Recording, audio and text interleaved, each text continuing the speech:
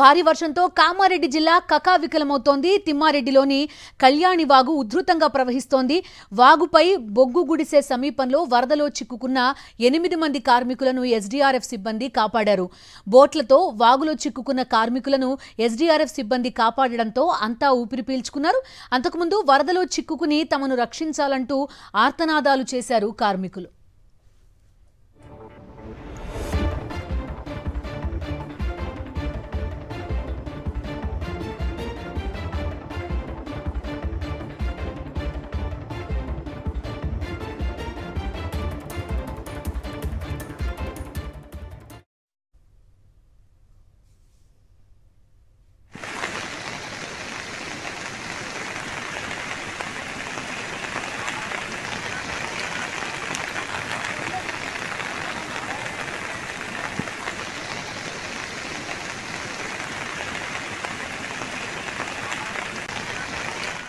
భారీ వర్షంతో కామారెడ్డి జిల్లా మొత్తం కకావికలమవుతోంది.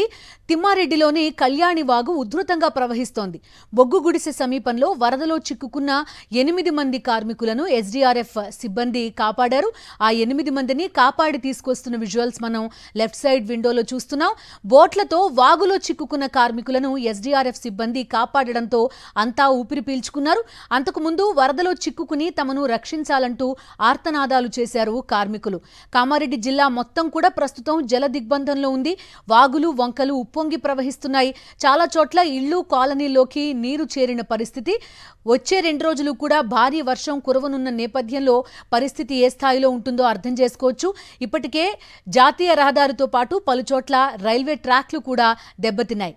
NH44 అయితే పూర్తిగా వరద నీటిలోనే ఉంది.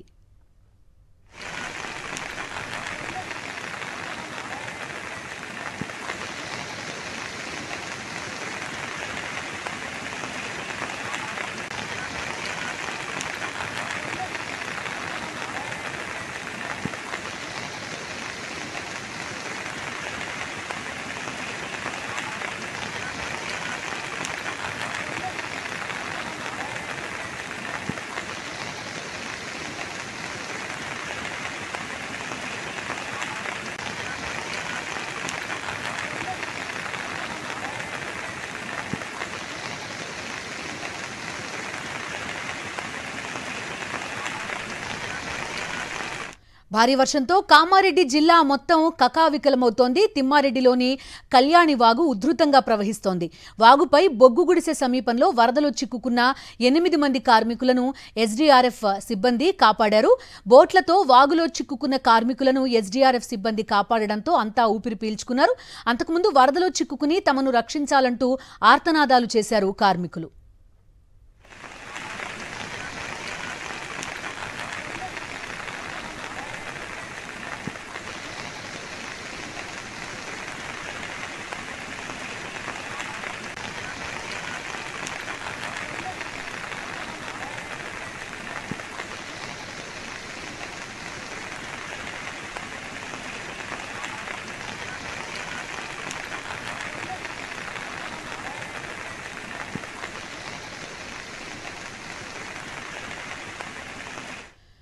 కామారెడ్డి ప్రాంతం మొత్తం కూడా జల దిగ్బంధంలో ఉంది. మొత్తం 50% భూభాగం మొత్తం నీటిలో చిక్కుకున్నట్టుగా తెలుస్తోంది. పూర్తి డీటెయిల్స్ అందిస్తారు మా కరెస్పాండెంట్ కిరణ్. కిరణ్ చెప్పండి, చూస్తున్నాం చాలా మంది కార్మికులు బొగ్గు గుంటలో చిక్కుకుపోయిన వారిని కాపాడారు ఎస్డీఆర్ఎఫ్ సిబ్బంది. మొత్తం పూర్తిగా కామారెడ్డి అంతా కూడా జల దిగ్బంధంలో ఉన్నట్టు చెప్తున్నారు. ఎలాంటి సహాయక చర్యలు అవసరం ఉంది అక్కడ? ఎలాంటి వివరాలు ఉన్నాయి మీ దగ్గర? కామారెడ్డి జిల్లా కుంభగత వర్షాలు కురవడంతో వాగులు వంకలు పొంగి పొర్లుతున్నాయి. ఇప్పటికే వరద నీటిలో వాటర్ ట్యాంక్ పై నిల్చొని సాయం కోసం చూస్తున్న బీహార్ కార్మికులను అక్కడి ఎస్డీఆర్ 8 మంది వరకు కూడా ఇప్పటికే సురక్షితంగా చేసినటువంటి పరిస్థితి. సో గంటకు వరద ఉధృతిగా పెరుగుతున్నటువంటి పరిస్థితి. ఇదే గ్రామంలో చిక్కున్న పరిస్థితుల్లో ఎస్డీఆర్ ఇప్పటికే సురక్షిత ప్రాంతాలకు జరుగుతున్న పరిస్థితి. కొల్లపారంలో రెస్క్యూ టీం రెస్క్యూ టీం కాపాడిన పరిస్థితి మనం చూస్తున్నాం. సో దిక్కునూరు మండలంలోని ఉధృతంగా ప్రవహిస్తున్న పటేల్ చెరువు పూర్తిగా తెలియటువంటి పరిస్థితి. సో ఆ భయాందోళనలో ప్రజలు అక్కడ పటేల్ చెరువు దగ్గర ఆయకట్టు తెగడంతో సో ఆ గ్రామ ప్రజలు కూడా భయంగా పరిస్థితి మనకు సమాచారం తెలుస్తుంది. సో పూర్తిగా కామారెడ్డి నిజాం సాగర్ ప్రధాన రహదారిలో వంతర కూడినట్టుగా మనకు సమాచారం అందుతుంది. సో మొత్తంగా పూర్తి కామారెడ్డి జిల్లా అంతా కూడా జలమయమైందని కూడా చెప్పొచ్చు.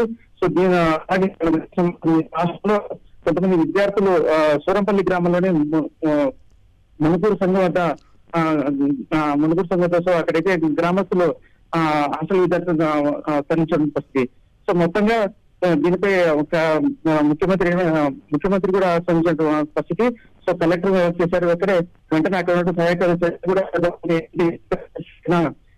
అన్ని విభాగాల అధికారులు సిద్ధంగా ఉండాలని సో ఎస్డీఆర్ఎఫ్ ఎన్డీఆర్ఎఫ్ బృందాలను కూడా అలర్ట్ చేసినటువంటి పరిస్థితి. రైట్ కిరణ్ చెప్పండి, కామారెడ్డి మీరు చెప్తున్న హౌసింగ్ బోర్డు కాలనీలో చూస్తున్నాం బైక్లు కార్లు కూడా కొట్టుకుపోతున్నాయి.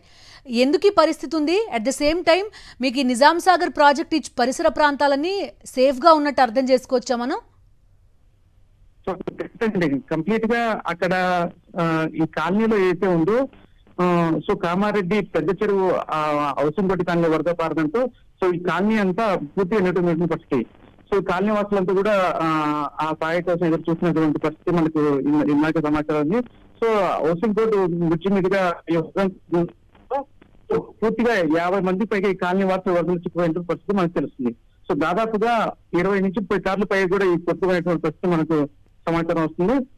సో వెంటనే సహాయక చర్యలు కూడా చేపడుతున్నారు. సో దాంతో పాటు కూడా సో సహాయక చర్యలు చేపట్టడానికి కూడా సో వర్షం ఏకరాటిగా పడటంతో కూడా సో సహాయక చర్యలు ఇబ్బంది అయిన పరిస్థితి కూడా మనకు తెలుస్తుంది. కిరణ్, అంటే ఒక రకంగా చెప్పుకోవాలంటే మీకు కామారెడ్డి పట్టణానికి ఇటు హైదరాబాద్ నుంచి కానీ లేదంటే ఇతర ప్రాంతాల నుంచి కానీ కంప్లీట్ గా కనెక్టివిటీ లేదు ప్రస్తుతం. సో వరద తీవ్రత ఎక్కువ ఉండటంతో కామారెడ్డి నుండి హైదరాబాద్ వెళ్ళే మార్గాన్ని పూర్తిగా పోలీసులుగా మూసేటువంటి పరిస్థితి. సో ప్రధాన రహదారులు ఏవైతే ఉన్నాయో పూర్తిగా కంప్లీట్ గా ఈ వ్యవస్థ మనకు తెలుస్తుంది. ట్రైన్స్ నిజామాబాద్ నుంచి వెళ్లే ట్రైన్స్ వీటన్నింటినీ కామారెడ్డి మీదుగా వెళ్లే ట్రైన్స్ అన్నింటినీ కూడా రద్దు చేసినట్టు చెప్తున్నారు కిరణ్. అవును. సో ఎక్కడైతే ఈ కంప్లీట్ గా కామారెడ్డి జిల్లాలో సంబంధించిన రైల్వే ట్రాక్ ఒకటి అందరు వాటర్ బ్రిడ్జ్ నుంచి కూడా వాటర్ వస్తున్నటువంటి సో ఈ వాటర్ అంతా కూడా కింద నుంచి వెళ్ళిన పరిస్థితి. ఇప్పుడు ట్రాక్ అంతా కూడా ఉండి వాటర్ కింద వచ్చిన పరిస్థితి. సో చెరువు పెద్ద చెరువు ఏదైతే ఉందో అది కంప్లీట్ గా తెగడంతో ఈ వాటర్ కిందకి వచ్చేటువంటి పరిస్థితి తెలుస్తుంది. సో కరీంనగర్ లోనే కంప్లీట్ గా ఈ రైల్వే వ్యవస్థ కూడా పూర్తిగా నిలిపేసిన పరిస్థితి కూడా అధికారులు చెప్తున్నారు. కిరణ్, చూస్తున్నా మనం కామారెడ్డిలో ఒక గుడి కనిపిస్తోంది. ఆ గుడి చుట్టూ కూడా మొత్తం నదిలాగా ఉంది. మొత్తం ఆ ప్రాంతం అంతా కూడా ఆ స్థాయిలో వరద నీరు కనిపిస్తోంది. గుడి ప్రాంతం నుంచి జలపాతంలా నీళ్లు బయటకు రావడం కనబడుతోంది. ఎక్కడ ఇది ఈ స్థాయి వరద అక్కడ ఎలా వచ్చింది? సో ఏదైతే ఈ ఎల్లారెడ్డి కామారెడ్డి ప్రధాన రహదారుల్లో ఈ వంతెన తెగిపోవడంతోనే పూర్తిగా అక్కడ ఏదైతే శివాలయం ఉందో ఆ శివాలయం కూడా పూర్తిగా మునిగేటువంటి పరిస్థితి మనకు తెలుస్తా ఉంది. సో అక్కడ ఏదైతే ఈ రాకపోకలు పూర్తిగా ఈ కట్టలు వాగులు వంతులు తెగిపోవడంతో రాకపోకలు కూడా పూర్తిగా జల దిగ్బంధ అయిన పరిస్థితులు ఉన్నాయి. సో వాగులు వంకలు ఇవన్నీ పారడంతో పాటు ఊర్లు కూడా ఏకంగా ఒక కాలనీ వాసులు కూడా చాలా ఇబ్బంది పడుతున్నాయని కూడా మనకు సమాచారం వస్తుంది. Okay, right Kiran, thank you.